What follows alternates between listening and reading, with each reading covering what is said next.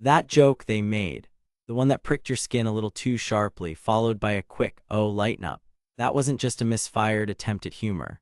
It was a thinly veiled arrow from their quiver of contempt, a subtle sign that the ground you thought was solid in that relationship is actually riddled with the sinkholes of hidden resentment. We're diving deep into the murky waters of toxic teasing, exploring those, when teasing turns toxic, subtle ways they show hidden contempt. This isn't about being overly sensitive. It's about developing the emotional intelligence to recognize when playful banter curdles into a weapon, when a supposed friend or loved one is, in fact, a hidden enemy, subtly sabotaging your peace and self-worth. You're here because you're tired of feeling that gnawing discomfort, that sense of being stuck in a dynamic where you're constantly second-guessing if the laughter is genuine or a mask for malice. We'll dissect these subtle signs, drawing on psychological insights, even touching upon concepts like Carl Jung's shadow self, to understand the dark undercurrents of such behavior. More importantly, we'll equip you with the tools for self-protection, to reclaim your energy, and to stop the cycle of dealing with difficult people who drain you. This is your wake-up call, your guide to recognizing toxicity and making the transformation towards relationships that genuinely support, rather than insidiously undermine you. First, let's unmask the "just kidding" jab that never actually feels funny. This is the classic hallmark of veiled contempt. The jab itself is pointed, often personal, and designed to hit a nerve. It might target an insecurity you've confided, a recent failure, or even a deeply held aspiration. The content of the tease isn't light-hearted, it's laced with a barb. Then comes the immediate disclaimer, "Just kidding," or "Can't you take a joke?" This phrase is not an apology, it's a get-out-of-jail-free card for their aggression. It's a manipulative tactic designed to make you feel like the problem, too sensitive, too serious. The psychology behind this is often a projection of their own shadow. Carl Jung spoke of the shadow as the unconscious part of our personality, containing all the things we repress or deny about ourselves, our insecurities, our envy, our own unacknowledged aggression. When someone consistently uses this "just kidding" tactic to deliver painful remarks, they are often offloading their own internal discomfort onto you. Their contempt might stem from jealousy of your successes, resentment over perceived slights, or a deep-seated inadequacy they can't face. So they package their negativity as a joke, allowing them to express their hostility without taking responsibility.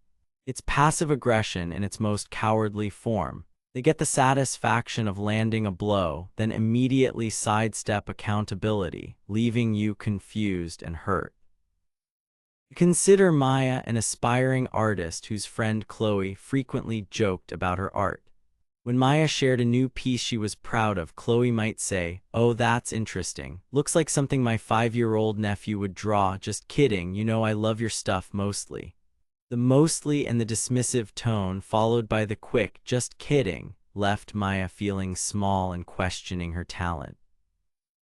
Chloe, it later became clear, had abandoned her own creative pursuits years ago and harbored a bitter resentment towards anyone actively chasing their dreams. Her teasing was her shadow lashing out, an attempt to drag Maya down to her own level of unfulfilled potential. The impact on you is insidious. Initially, you might try to laugh it off, to be a good sport. But repeated exposure to these microaggressions erodes your self-esteem. You start to doubt your perceptions. Am I really too sensitive? You might even begin to internalize their criticisms, leading to self-sabotage. You become tired of trying because the environment around you feels subtly hostile. This is how hidden enemies operate, chipping away at your confidence one joke at a time. Protecting yourself starts with trusting your gut. If a joke consistently makes you feel bad, it's not a joke, it's an attack. You don't have to play along. One actionable step is to calmly refuse to accept the "just kidding" defense. You can say, I understand you might think it's funny, but that comment actually stings. Or more directly, when you say things like that, even if you say you're kidding, it makes me feel specific emotion. I'd appreciate it if you'd stop. This isn't about being confrontational. It's about clearly communicating your boundaries. If the behavior persists, it's a glaring warning sign that this person does not respect your feelings or your boundaries, and you need to seriously reevaluate their place in your life. Journaling about these instances can also be incredibly powerful. Write down what was said, how it made you feel, and the context. Patterns will emerge, solidifying your understanding that this isn't isolated, but a mode of communication revealing hidden contempt. Next, we confront the backhanded compliment disguised as advice. This is a particularly insidious form of toxic teasing because it masquerades as helpfulness or even admiration, making it harder to call out. The compliment part hooks you in, but it's immediately followed by a qualifier or a helpful suggestion that subtly undermines you or highlights a perceived flaw.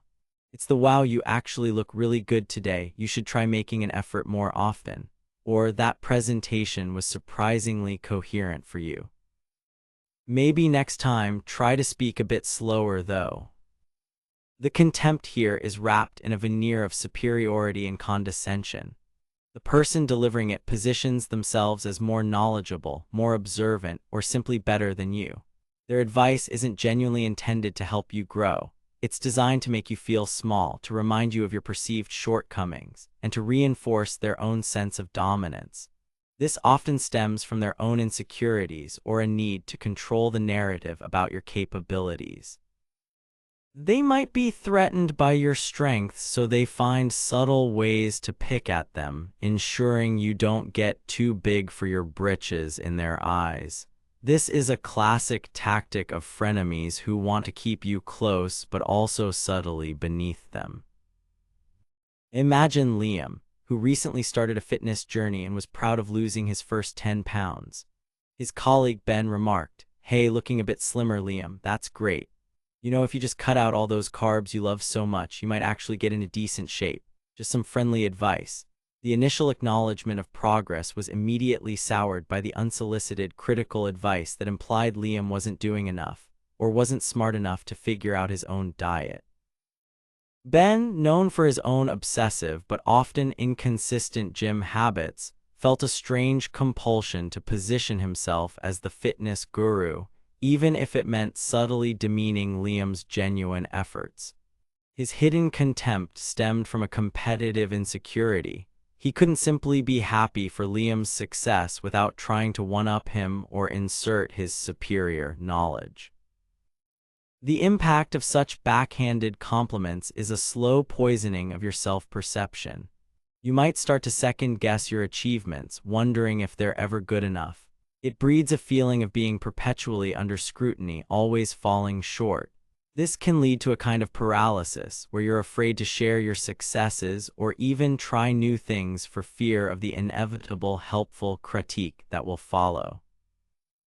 It fosters a feeling of being stuck, unable to genuinely celebrate your personal development because someone is always there to remind you of how you could be better, according to their standards. To protect your energy from this subtle venom, the first step is recognition. Understand that a genuine compliment feels good, period. It doesn't come with a sting in its tail. When you receive a backhanded compliment, you have a few options. You can choose to ignore the backhanded part and only respond to the positive if there is one. For example, to Ben's comment, Liam could say, "Thanks, I am feeling good about my progress." This acknowledges the surface-level compliment without engaging with the undermining advice. Alternatively, you can gently call it out. "I appreciate the sentiment that I look slimmer. My approach to nutrition is something I'm working on with consideration, though."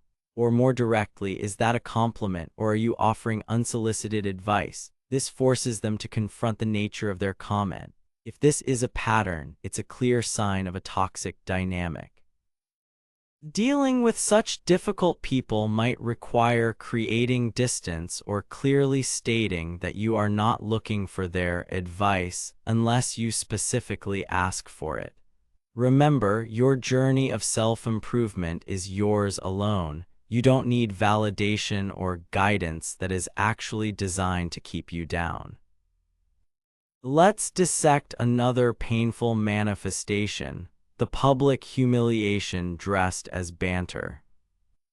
Playful teasing among friends can be a bonding experience when it's built on a foundation of mutual respect and understanding of each other's boundaries. However, when teasing crosses into public humiliation, it's a glaring red flag for hidden contempt. This isn't about a gentle ribbing. It's about singling you out in a group, highlighting your flaws, past mistakes, or insecurities for an audience, all under the guise of "it's just a bit of fun" or "we're just roasting you." The laughter of others, often uncomfortable or forced, becomes a weapon in their hands. The psychological driver here is often a desperate need for social power and validation at your expense. By diminishing you publicly, the teaser attempts to elevate their own status within the group. They might be deeply insecure, and making you the butt of the joke deflects attention from their own perceived inadequacies. It's a performance, and you are the unwilling props. The contempt is evident in their willingness to sacrifice your dignity for a cheap laugh or a moment of perceived social dominance. They show a profound lack of empathy and respect for your feelings. This is a common tactic of a fake friend or a frenemy who enjoys seeing you squirm, subtly reinforcing a pecking order where they are above you. Consider Sarah, who is part of a tight-knit group of friends. One member, Tom, had a habit of bringing up Sarah's most embarrassing moments whenever they were in a larger social setting. He'd recount stories she'd shared in confidence, embellishing them for comedic effect, always ending with a booming laugh and a "Sarah, you're such a good sport," while she forced a smile, feeling her cheeks burn. Tom wasn't just being the funny guy, he was consistently using Sarah's vulnerability as social currency. His shadow self likely craved the attention and validation he received from the group's laughter, and he was willing to trample on Sarah's feelings to get it. The hidden contempt lay in his complete disregard for her discomfort and his repeated violation of her trust. The impact of public humiliation disguised as banter is devastating. It can lead to social anxiety, a fear of group settings, and a deep sense of shame and isolation. You might start to withdraw, to share less of yourself because your vulnerabilities are being weaponized. It makes you feel unsafe and exposed. This kind of treatment can make you feel incredibly stuck, as if you're trapped in a role you didn't choose, tired of trying to navigate these painful social minefields. It's a direct assault on your sense of self and your place within your social circle. Protecting yourself requires courage and a firm assertion of your boundaries. You do not have to be a good sport when you're being disrespected. One strategy is to address it in the moment if you feel able. A calm but firm "Actually, Tom, I don't find that funny and I'd appreciate it if you didn't share that story again" can be surprisingly effective. It might create a moment of awkwardness, but it also signals that you will not tolerate being humiliated. If addressing it publicly feels too daunting, speak to the person privately afterwards. Explain how their banter makes you feel. "When you bring up specific incident in front of everyone, it makes me feel embarrassed and disrespected. I need that to stop." Their reaction will tell you everything. A person who genuinely cares will apologize and adjust their behavior. Someone harboring contempt will likely get defensive, minimize your feelings, or accuse you of being too sensitive, further confirmation of their toxicity. In such cases, distancing yourself from that person or even the entire group if the dynamic is pervasive becomes essential for your mental health and self-respect. Your energy is precious. Don't let it be siphoned by those who find amusement in your pain. Another subtle yet deeply corrosive sign is the consistent targeting of your deepest insecurities. This isn't random teasing, it's surgically precise. The person engaging in this behavior knows your vulnerabilities, the things you're most sensitive about, perhaps something you've shared in a moment of trust or something they've astutely observed. And it's these exact points they repeatedly tease you about. It might be your appearance, your intelligence, a past failure, your family background, or a fear you're trying to overcome. Each playful jab is a calculated strike at your Achilles heel. The psychology behind this is particularly dark. It often reveals not just contempt, but a sadistic streak or a profound envy. They target your insecurities because it's the most effective way to inflict emotional pain and keep you feeling off balance and inferior. This allows them to feel a sense of power or superiority. It's a way of ensuring you don't rise too high or become too confident because your confidence might threaten them. From a Jungian perspective, they might be projecting their own unacknowledged insecurities onto you, attacking in you what they fear or despise in themselves. Their shadow is actively working to diminish your light because it illuminates their own darkness. This is a clear warning sign of a hidden enemy, someone who is actively, albeit subtly, working against your well-being. Think of Mark, who is always self-conscious about his slight stutter, something he'd worked hard to manage. His supposed friend David would frequently mimic it in a joking way, especially when Mark was excited or trying to make an important point. What was that, Mark? CC, calm down. David would chuckle as if it were the most amusing thing in the world. For Mark, each instance was a fresh wave of humiliation, reactivating old anxieties and making him hesitant to speak up. David knew Mark's history with the stutter. His teasing wasn't accidental. It was a deliberate, cruel exploitation of a known vulnerability, a way to assert dominance and belittle Mark's efforts at self-improvement. David's contempt was palpable in the precision of his attacks. The impact of having your insecurities constantly targeted is profoundly damaging. It reinforces negative self-beliefs, intensifies shame, and can lead to severe self-sabotage. You might avoid situations where you feel vulnerable, limiting your growth and experiences. It makes you feel fundamentally flawed and unlovable. This is how toxic people keep you stuck in a rut, undermining your attempts at personal development and transformation. You become tired of trying because every step forward is met with a playful push back into your deepest fears. Protecting your energy and mental health from this kind of targeted attack requires decisive action. Firstly, stop sharing your vulnerabilities with this person. They have proven they cannot be trusted with your sensitive information. Secondly, you must establish an unshakable boundary. This is not a situation for gentle hints. You need to be direct. When you make jokes about my insecurity, it is deeply hurtful and unacceptable. I need you to stop it immediately. This is not up for discussion. Observe their reaction. If they apologize sincerely and cease the behavior, there might be hope, though trust will need to be rebuilt.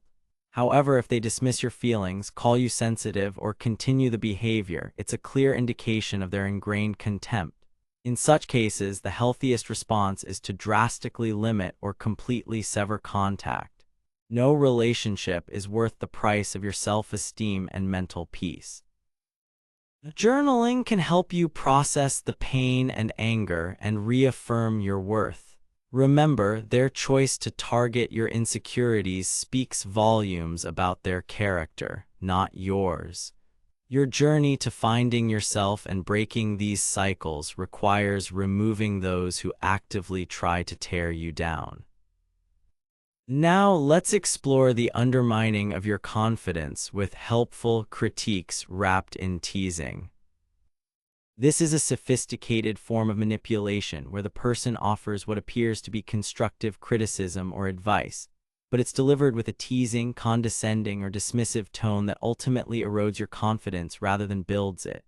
They might say something like, "Oh, you're wearing that to the event. Bold choice. Are you sure about it though? Just looking out for you, haha." Or after you've worked hard on a project, "Well, it's a good first attempt. Bless your heart for trying."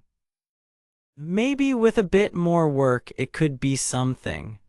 The teasing element is used to soften the blow of the criticism, making it harder for you to object without seeming defensive or ungrateful for their help. The underlying contempt here is often rooted in a desire to maintain a position of superiority or control. By constantly nitpicking and offering improvements in a patronizing way, they subtly communicate that you're not quite good enough on your own, that you need their wisdom and guidance. This can be driven by their own insecurities. If you become too competent or confident, it might threaten their self-perception. It can also be a manifestation of their shadow, where their unexpressed need for control or validation gets projected onto you as helpful oversight. They don't genuinely want you to succeed on your own terms. They want you to succeed in a way that reinforces their role as the mentor or the more capable individual. This is a subtle way fake friends keep you doubting yourself, ensuring you remain reliant or at least deferential to them. Consider Alina, a junior executive who had a mentor, Susan. Susan would often preface her critiques of Alina's work with a teasing remark. "All right, let's see what masterpiece you've cobbled together this time, kiddo." Or "That strategy is ambitious. Points for enthusiasm, but let's bring it back to planet Earth, shall we?" While some feedback was genuinely useful, the consistent teasing tone and the implication that Alina was naive or overly idealistic chipped away at her confidence. Alina started second-guessing her instincts, becoming overly cautious and less innovative. Susan, while perhaps unconsciously, was ensuring Alina never quite outshone her, maintaining her own status as the seasoned expert by subtly diminishing Alina's emerging capabilities. The contempt was hidden in the condescension, in the persistent framing of Alina as a well-meaning but ultimately less capable subordinate. The impact of this constant, subtle undermining is a significant blow to your self-belief and can trigger a cycle of self-sabotage. You might stop trusting your own judgment, procrastinate on tasks for fear of the inevitable helpful but demeaning critique, or lower your aspirations to avoid scrutiny. It makes you feel perpetually inadequate, stuck in a state of not quite there yet. This is incredibly draining and can seriously hinder your personal and professional development. You're tired of trying because the goalposts always seem to be shifting, and your efforts are met with faint praise coupled with a teasing put-down. Protecting yourself begins with recognizing this pattern for what it is, not genuine mentorship, but a subtle power play. Start by valuing your own assessment of your work and abilities. Seek feedback from multiple sources, especially from people who offer constructive criticism respectfully and without the demeaning undertones. When dealing with the helpful teaser, you can try to reframe their input. For example, if they say, "Bold choice, are you sure about it?" You can respond confidently, "Yes, I am. I've considered it carefully." If the critiques are consistently unhelpful or primarily serve to make you feel bad, you need to create distance. You can also directly address the delivery. "I appreciate feedback, but when it's delivered with that kind of teasing tone, it makes it hard for me to focus on the content. Could we discuss this more directly?" This puts the onus on them to communicate more respectfully. Journaling about these interactions can help you see the pattern and reinforce your resolve to protect your confidence. Ultimately, your transformation requires you to curate an inner circle that empowers you, not one that subtly tears you down under the guise of help. Finally, we must illuminate the gaslighting jab. "You're too sensitive," or "It's just my sense of humor." This is perhaps the most insidious and psychologically damaging form of toxic teasing, because it directly attacks your perception of reality and your emotional validity. When you express hurt or discomfort at a tease that clearly felt contemptuous, the perpetrator immediately turns the tables. They don't apologize or acknowledge your feelings. Instead, they accuse you, "You're being way too sensitive. God, you can't take a joke. Lighten up, it's just my sense of humor." Or, "I was just playing around. Why are you making a big deal out of it?" This is a classic gaslighting technique. The goal is to make you doubt your own feelings, your judgment, and even your sanity. By insisting their hurtful remark was innocuous and that your reaction is the problem, they evade all responsibility and manipulate you into questioning yourself. The hidden contempt here is profound. It implies that your feelings don't matter, that your interpretation of their behavior is flawed, and that they have the right to define your emotional experience. This is a severe form of emotional abuse, often wielded by narcissistic individuals or those with a deep-seated need to control and dominate others. Their shadow self thrives on this power, on making you feel small and crazy so they can feel validated and in control. Imagine Ben, whose partner Lisa frequently made jokes at his expense about his career choices, his friends, or even his family. When Ben would finally say, "Lisa, that's not funny, that actually hurt," Lisa's immediate response was always, "Oh, here we go again, Mr. Sensitive. I was just teasing. You really need to develop a thicker skin. It's just my personality. Everyone else gets my humor." Over time, Ben started to internalize this. He began to believe he was too sensitive, that he was the problem. He stopped speaking up, and the teasing continued, often escalating subtly.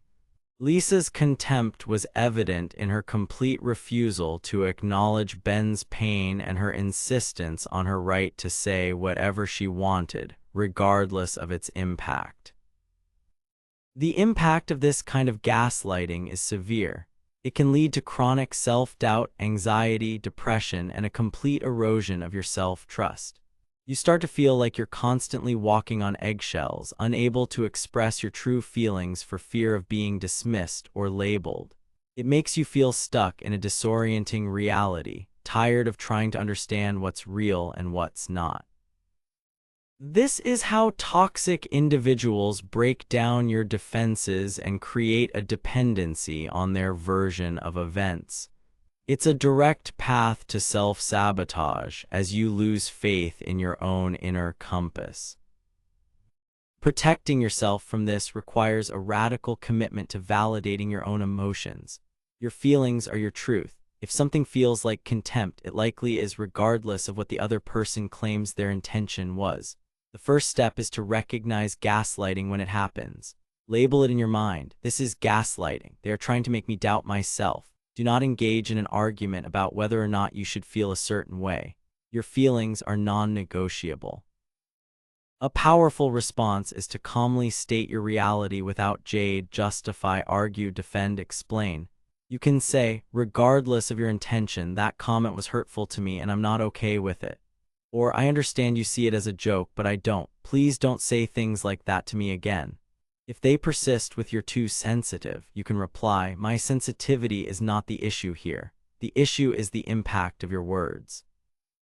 If the gaslighting is a consistent pattern, it is a massive red flag indicating a deeply toxic and potentially abusive dynamic. This is not a relationship you can fix by being less sensitive or by getting their humor. This is a relationship you need to exit for your own mental health and well-being. Journaling is crucial here to document the incidents and your feelings, providing an external record that can counteract the gaslighter's attempts to distort your reality. Breaking this cycle is a profound act of self-love and a critical step in your transformation and journey to finding yourself again. We've dissected these subtle, venomous ways hidden contempt manifests when teasing turns toxic. From the "just kidding" jab that stings, to the backhanded compliment, the public humiliation, the targeting of insecurities, the undermining helpful critiques, and the outright gaslighting when you dare to object, these are not harmless quirks of personality. They are calculated, or at best unconsciously driven, expressions of negativity, disrespect, and a desire to diminish you. Recognizing these patterns is the first, crucial step toward protecting your energy and your mental health. It's about cultivating the emotional intelligence to see beyond the surface-level joke and discern the underlying intent. Carl Jung's concept of the shadow reminds us that these behaviors often stem from the teaser's own unacknowledged darkness, their envy, their insecurity, their need for control. But understanding their pathology does not mean excusing their behavior or enduring it. Your journey of self-improvement, of breaking cycles of toxicity, demands that you honor your own feelings and experiences. You are not too sensitive for recoiling from cruelty, no matter how cleverly it's disguised. You have a right to relationships built on genuine respect, kindness, and mutual support, relationships that fuel your growth, not systematically dismantle your self-worth. The actionable steps are clear. Trust your intuition. If it feels wrong, it probably is. Name the behavior, at least to yourself. Set firm boundaries. Communicate your non-negotiables, and if the behavior persists, be prepared to create distance or, if necessary, to cut ties. This isn't about weakness, it's about profound strength. It's about choosing self-preservation and self-respect over the exhausting, soul-crushing effort of trying to navigate a relationship with someone who secretly, or not so secretly, holds you in contempt. Stop allowing others to define your reality or your worth with their toxic teasing. Your energy is your most precious resource. Guard it fiercely. Invest it in relationships that reflect your value, that inspire you, that help you become the most authentic, powerful version of yourself. This is not just life advice. It's a call to a radical transformation, a waking up from the slumber of self-doubt induced by others. Take what you've learned today, not as a burden of suspicion, but as a lens of clarity. Use it to protect yourself, to build healthier connections, and to step fully into your power, free from the subtle shackles of hidden contempt. Your journey to individuation, to becoming truly yourself, depends on it.